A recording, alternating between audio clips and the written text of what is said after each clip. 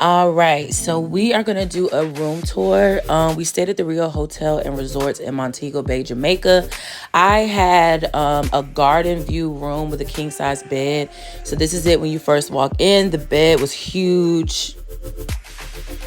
I like a big bed. I'm sorry. I like a big bed. Anyway, TV, they had a bench. There was a sofa and a little nightstand.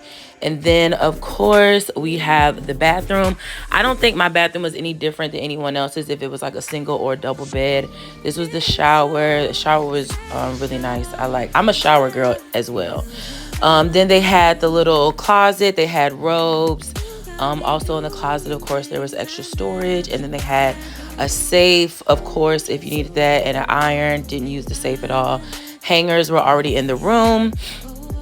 And then, of course, I had just landed, so those are my suitcases. Hey, y'all. I had the garden view, and I was on the first floor, so I didn't really have like a view overlooking, but it was very nice. And despite it being on the first floor, I didn't have any problems with like people walking past my room or any noise. It was still really, really nice. You had to use your key card to like have the electricity come on, which I thought was really cute. That way you really never lost your card.